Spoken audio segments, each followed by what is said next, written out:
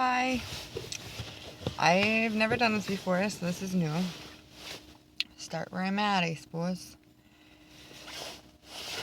I share with people in small groups, individually, throughout the years, sometimes even larger groups.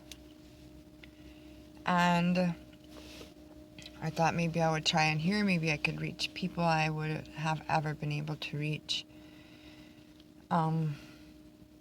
Mostly I can only talk about what I know about, of course, and our peoples.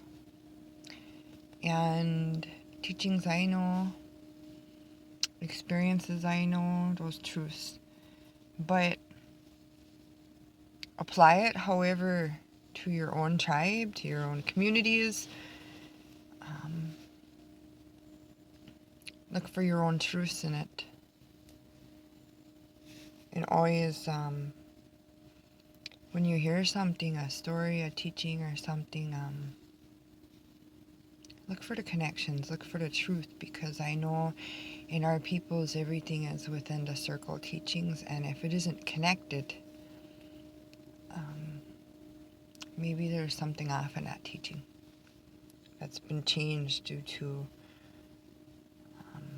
the government, the priests and the nuns, the monks, the residential schools, those times, the government, the people's ulterior motives, whatever reasons. So learn to trust yourself and those spirits around you and find those true teachings. I think I will make little videos here and there about different things that has consistently over the years been brought back again and again and again, that needs to be remedied or addressed or remembered, whatever it is. So I'll start. Sometimes I'm tired and I deal with a lot for many, including self, as any of us does, that does different things that we do. If you're a counselor type, an advocate type, a nurse, in the first responder fields, you deal with a lot. If you're a caretaker type, you deal with a lot, and even in your own life sometimes your things try to bring you down. So you juggle a lot, but it doesn't mean you don't have those knowledges to share that may help another. You're not the creator. You're not going to be perfect, and you're not going to know it all. And look at the universe, look at creation. Even the creator isn't perfect. They say he created us in his image, and the balance is there. It's beautiful. Anyway,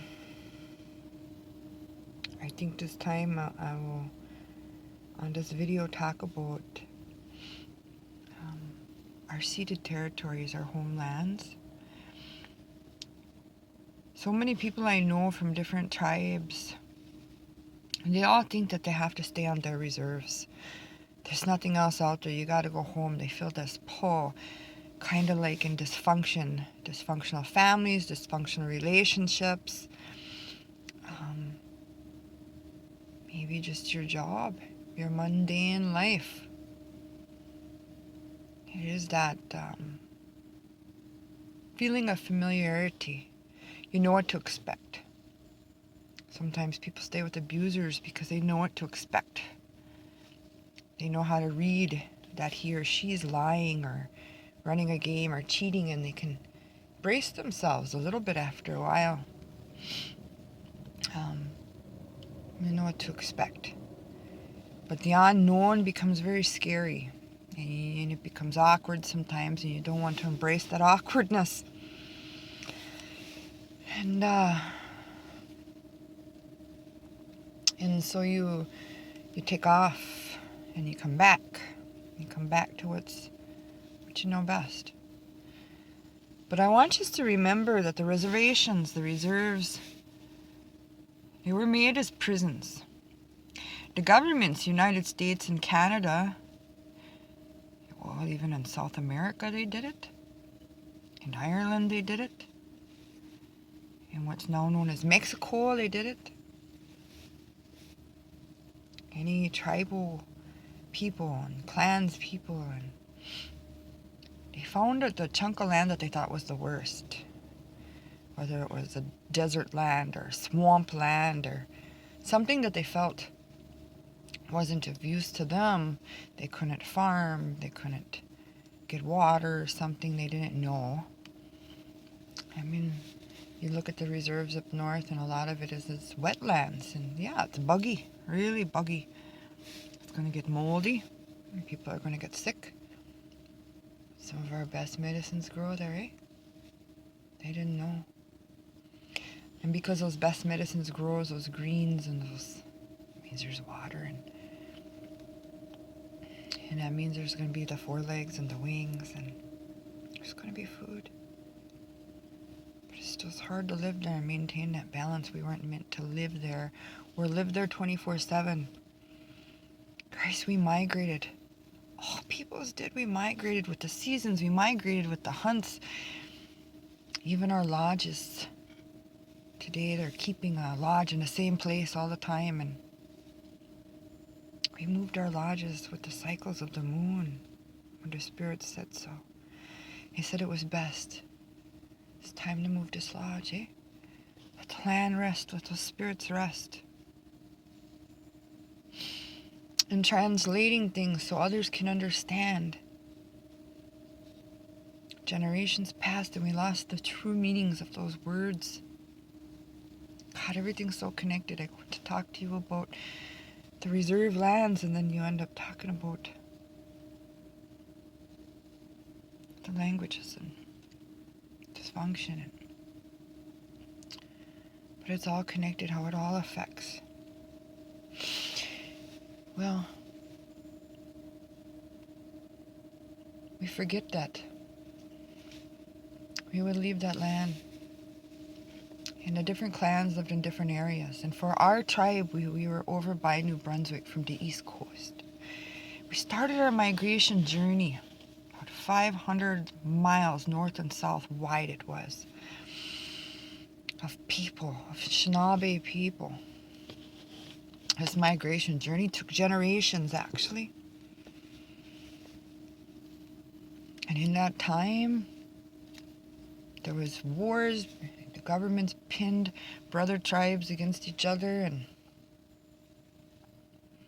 some stayed behind because they were old or because a loved one passed and they're sick, and then some others stayed with them. Some moved on. So our people stayed. But we went to where the Creator said to go, where those messages sent us. These were supposed to be our homes, and it was okay. All the way up to northern Wisconsin. They say where the food grows on water, that Monoman, that wild race over there in Lake Superior by the Apostle Islands. That was it. That's our homelands, where we're supposed to be. Some ran into parts of Canada to hide our languages and our teachings with each other. Spirit said this would be a good thing to do. And it's time to bring them home. But people have held on to these teachings of each other's for so many generations. They start to think that these are theirs or ours. And it isn't. You have to connect the circle, connect the dots. Is this what our lodges look like? Then why would we have this ceremony? If they're good, they're powerful, but they're not meant for maybe us. We're meant for the other. We have to give it back and get honest with ourselves and each other and come to truth, and boy, we'll find our strengths, our beauties, our sovereignty, our identities. And we'll self-empower, and we'll empower those good old spirits again. And that spirit war that is raging, those bads won't have a chance, eh? So I think about that, and I think about They put us on our Trail of Tears journey as well. To Minnesota, to North Dakota and Turtle Mountain. But those aren't our homelands. Creator didn't say for us to be living there. So to say this is our place, it is not.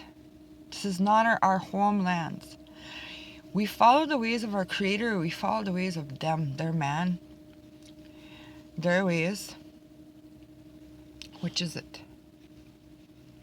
We have to recognize those truths. And then we can claim. And when we say, only this is the reserve, I have to go back home there, or you come move here. Nobody wants to leave the reserves. But maybe they're going to mine over here, but that's our ceded territories, they call it. They call it. What did Creator say? What did our old ones say? When you don't go and live in these other places, the reserve was meant to be a prison. On lands that weren't meant to be lived on for so long. When we scatter ourselves all over, but yet we're together. We're not far apart. We're not separated. Example in Wisconsin is Red Cliff Reserve, Bad River Reserve, El Sio Reserve, Lac du Flambeau Reserve. In between all of that land there is the Pinocchio Hills, that whole area.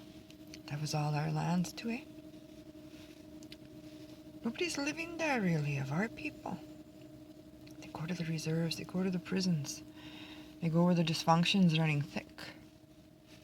When you go visit those woods, those lands, those waters, those creeks, those rivers and little lakes and oh my God, the power's there.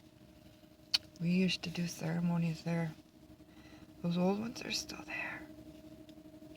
And when you come and they haven't seen any Anishinabay for sometimes generations, they come out and they get so excited to see you. Oh, you're still here. Do you see me? You gotta feed those spirits. Some of our old ones are buried there. And when we still live there, we can take care of there by protecting. Those woods and waters can take care of themselves, with or without us.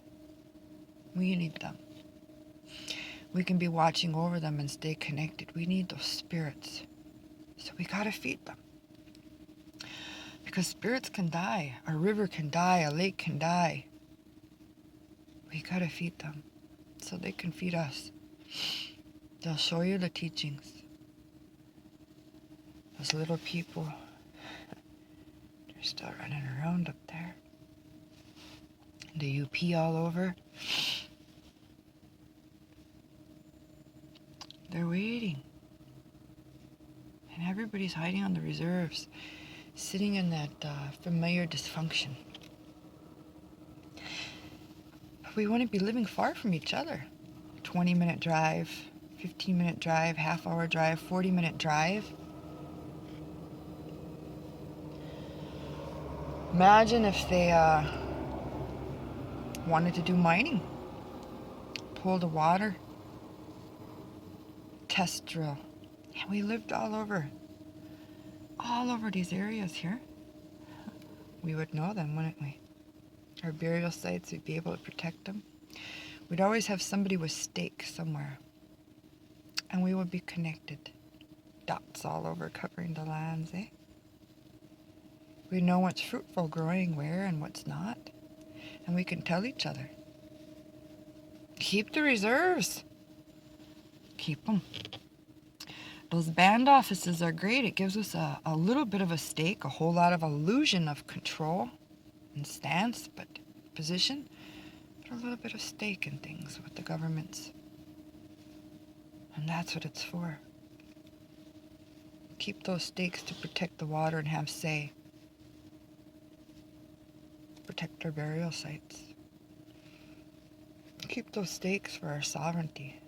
But you better ask yourself what truly makes us sovereign or separate is who we are. We're not Lakota. We don't sing Lakota songs. We don't do Lakota ceremonies. It's not our ways. It's Lakota ways. We're not a Christian. It's That's not our ways. Those came from the Middle East. It doesn't make us heathens or bads. Creator made us how we are, and it's beautiful.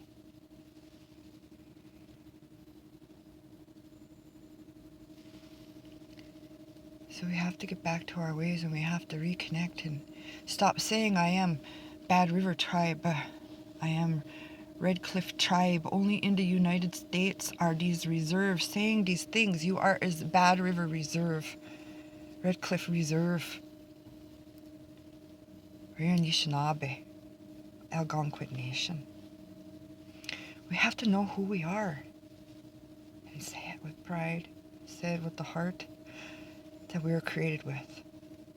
Remember that heart. Remember just to see that Creator, our Creator, see His face creating us when He dreamt us up. Our dreams are powerful. That's where we come from, as dreams. He dreamt us up. Connect those dreams back and you will see the love. Oh, the dream. And then He said there'll be Anishinaabe and they'll belong to the Algonquin Nation, and these are their brothers and sisters. And they come together. Don't feed into the separation. When you go into Canada, never was it United States, Canada. We didn't have these border differences. We crossed freely. There was no border. There was no border. Man, you go into Canada, you don't hear. I'm Grassy Narrows tribe. You hear I'm Anishinaabe. I'm from Grassy Narrows Reserve. I'm from Kenora. I'm from Mississauga New Credit Reserve. I'm Anishinaabe. That's what you hear.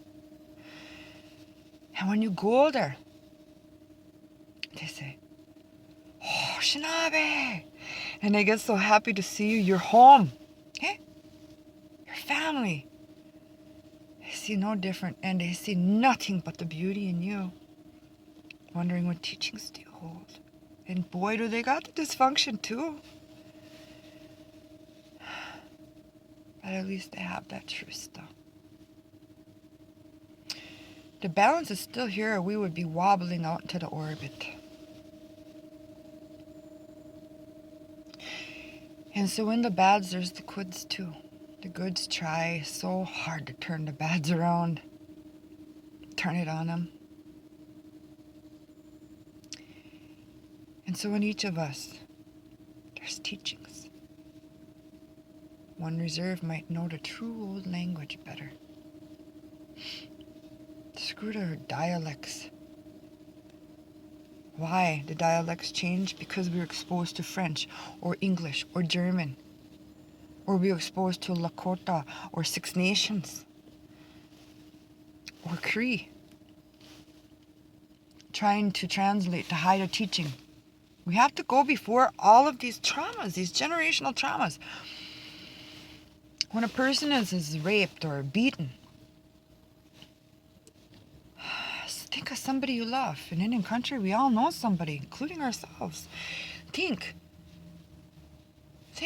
All you wish is they will go before that time and get them back. Huh? Let's go before this time. And remember, our true language is you can feel it. Oh, because in it, and it is our teachings and our truths. Today they say things. Oh, he's squaby. She's squaby. And they think that means, oh, he or she's crazy, but it's pasquaby. And what does pasquaby mean?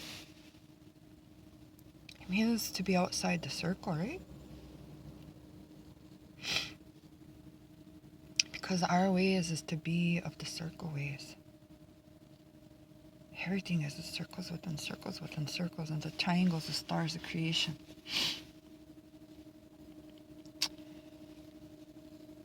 And so when you are acting or living outside of these ways, it throws you off balance and it looks a little crazy. So summed up, it means crazy. But really, you're missing the teaching, you're missing the messages, you're missing the warning, you're missing the lessons. What does that word really mean? to get these things back. So stop and think. Question. Remember when you were a kid? Oh, so full of questions. Everything. Why this? Feed that child in you. You were your wisest then. Henry, look around. But we have to go back before and find what is our homelands and start living on them. And looking around at the old ones there, because they're there still. And tell them we love them. And feel their love. I'll be so glad to see you. Everything that they did, everything. The ones that didn't experience the whites and the governments and the hell, they were foreseeing it. And I know some of you can imagine living that really good life we had and foreseeing a hell that we could never understand. That had to be pretty traumatic. But to see them come up and walk up again and say they're still here and they can still see me and still connect. So breathe again. Those old ones, and you'll empower them. All of the goods this sets in motion, science calls it energy. These powerful places where the star peoples come. I'm so glad they didn't put that mine into Pinocchio's.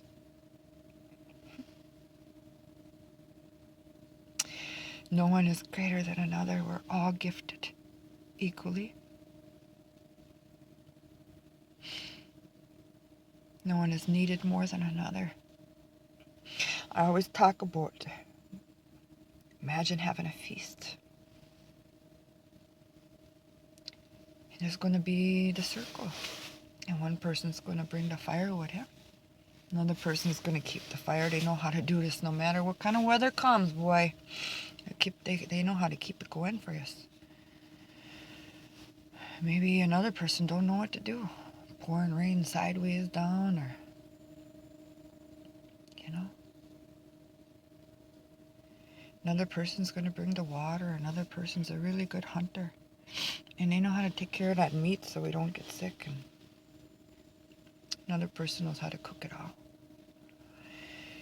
So all those different gifts, and if the person doesn't bring the firewood that knows how to do that, if another person doesn't know what's good, you know, another person doesn't keep that fire for us, we'd be without. That meat be raw. What? We're not always at a loss. There's options. Maybe somebody could dry it out, but we're gonna go hungry between now and then, eh? And you can have the fire keeper, and you can have a person bring the wood, and you can have a person that brings the water and everything, and somebody that knows how to cook it. But if the hunter isn't okay and doesn't bring it, we'd starve. See, we need each other. No one's gift is greater than another. Without the storytellers, we're lost. Without the medicine people, we get real sick, eh? Without the spiritual leaders, maybe we can't take care of our heart issues. And our tribal leaders weren't as people think I hear today. Hereditary chief. Well, are you? We didn't have last names. We went by clans, and this was your family. Crane. Eagle and Crane. Crane and Loon. Some of our primary clans that were leading the people.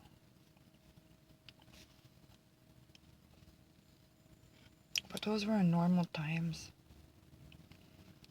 Times of bad hunting, maybe it was just a warm winter or something, no snow really.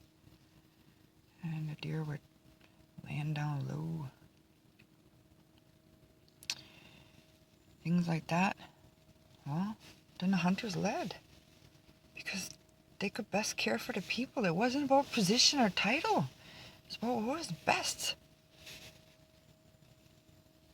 whose gifts could take care at the time? Maybe it's a time of war. Christ and the warriors led. They knew. They knew this is the best tactics to be safe. Go over here now. They led the way. Most our medicine people and spiritual people were the women. And the women, we didn't have sweat lodges. We have our moon cycles. It's Christian ways. The white man's ways. They just recently, even up to the 70s, 1970s, their white women were getting rights. They didn't even care for their own women. Much less ours, so. A lot of our women's teachings are really distorted. We have to get us back. To be truly sovereign, you have to truly be who you are. Or we lose our sovereignty. And yeah, the government then can take away our reserves, our rights.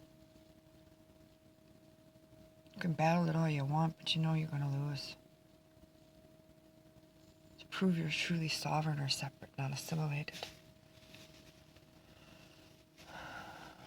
No country has their pledges another country's allegiance. And we never believed in our children pledging allegiance. We believed in our children being children.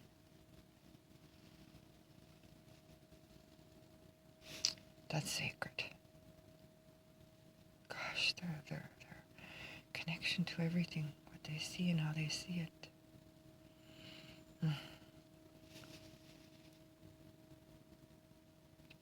So we need to remember and start moving around. Get away from this dysfunction. Embrace the awkwardness. Get healthy for each other, for ourselves and for each other. But stay connected. And say, hey, over here we got a lot of mushrooms growing, or over here there's a lot of leeks growing this year. And the people can come harvest and visit the different land areas that are all ours. Even just a few minutes drive away from each other, or an hour drive, or 2 hours drive. Our lands extend. And we should be living all across them and staying connected to each other.